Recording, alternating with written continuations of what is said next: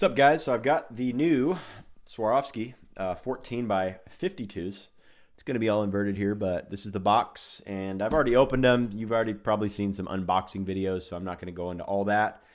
But I want to give you guys some insight on these 14s compared to the 15 SLCs.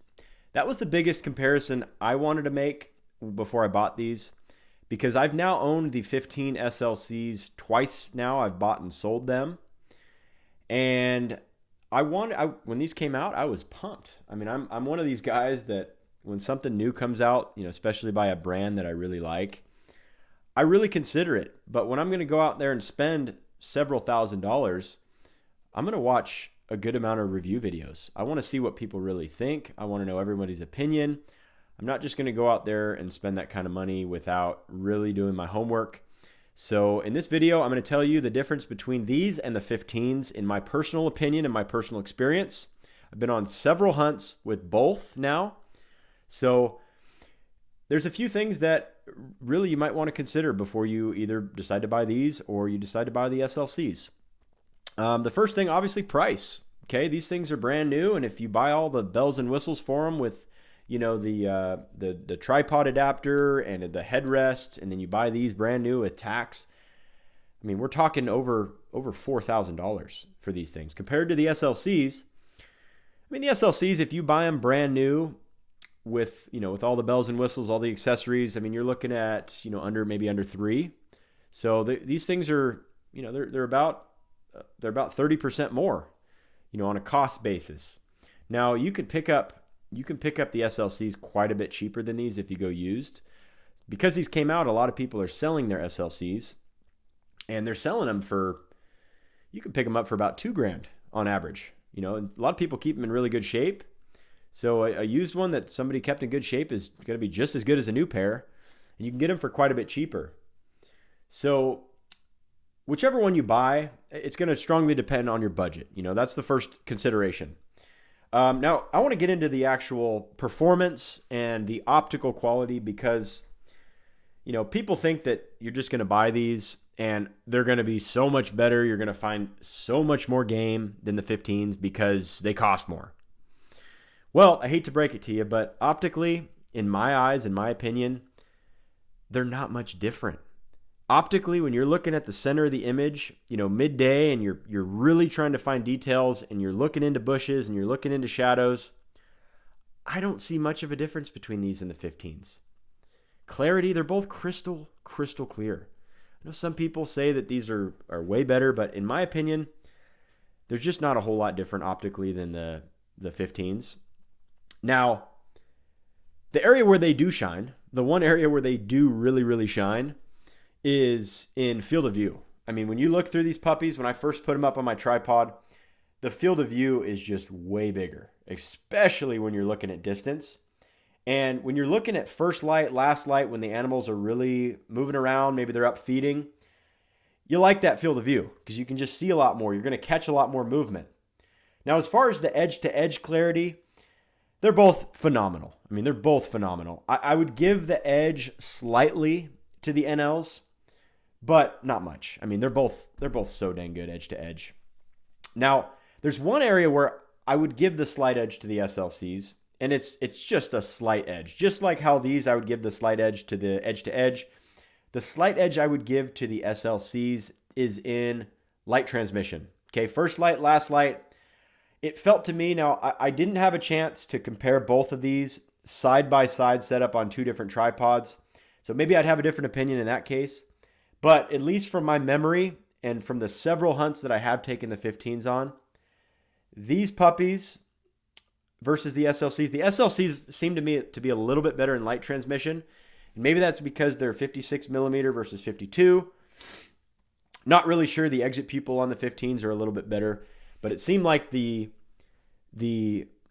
light transmission is just slightly better on the SLCs. Now, these things really shine as far as size, bulk, and weight. Okay, they're way smaller. I mean, I think they're about 6 ounces lighter, which is big, especially if you're gonna backpack in or you're gonna hike up to a knob, or maybe you're gonna do a backpack hunt. they're going to be way smaller. I mean, they just feel way smaller. 6 ounces is not a crazy amount, but they're definitely smaller. And they don't take up as much bulk in your pack. So if you're backpacking in and every square inch counts, they're going to make a big difference in the size and the bulk and the weight department. Now, because they're smaller and because they were designed better to fit in your hands, and because of this little handy dandy forehead rest, I've also found that I can handhold these. If I need to, I can handhold these. So what I do is I don't handhold them often. Like I wear a cheaper pair of 10s on my chest, and I like to keep my 10s cheaper on my chest because I beat the crap out of my chest 10s. And I don't want to have to worry about making sure the pouch is sealed up every time I'm busting through brush or if it starts raining. I just forget about that stuff a lot, especially if I'm out hunting and I'm in the heat of the moment. I don't want to really worry about my 10s on my chest. So I use some cheap Vortex 10s on my chest. And if they break, they break. Whatever. It's a couple $100. I don't want to have $3,000 or $4,000 on my chest. But in the case where somebody didn't care or they are, I would argue that these could be used as a chest bino, especially if you're in country that's really big. It's doable. It's doable. They're not going to be as efficient in some areas as like 8s or 10s would be, as far as just boom with the massive field of view that you get with the 8s or 10s. But with the forehead rest and with these being so much lighter than the SLCs, I can definitely handhold these if I need to. And sometimes if I'm riding around in the truck or a side-by-side, if we stop and I need to just look, I can do it. And I couldn't do that with the 15s. I just couldn't do it. They're just too big. They're too bulky. And there was no third point of contact here on my head. I mean, I could try to like grab, if I'm wearing a hat, I could try to grab the brim and do it.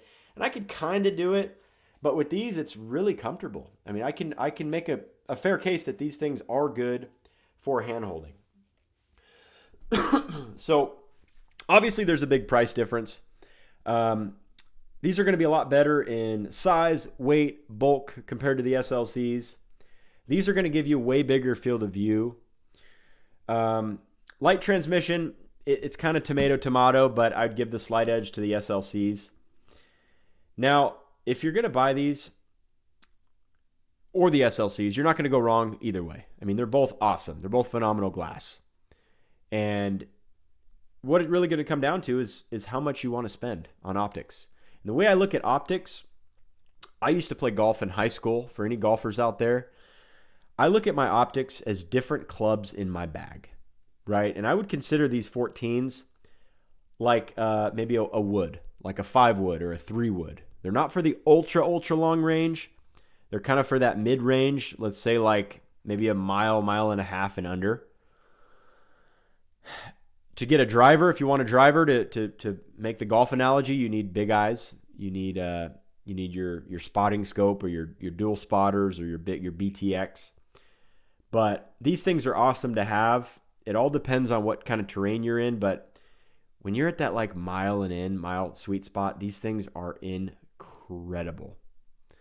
So I hope this helps, guys. Look, if you're going to make a big purchase like this, I didn't see a whole lot of videos on this topic. So I hope this video kind of gives you help. This is my anecdotal opinion. So maybe go to a shop and look through both of them and see which one you like best. But these things are freaking awesome. I can't wait to use them. I've got an elk hunt coming up here in 2 weeks. You don't really need these. They're kind of overkill for elk unless you're looking really long ranges. But I'm for sure going to bring them. I just bought a bunch of money. I'm all pumped up, excited, and I want to get them out there. So I'm going to bring these on my elk hunt. Wish me luck. It's a late archery bull tag here in Arizona. Hoping to kill one. I almost did last year. I missed a shot. Anyways, thanks for watching, guys. I hope this helped, and have a good one.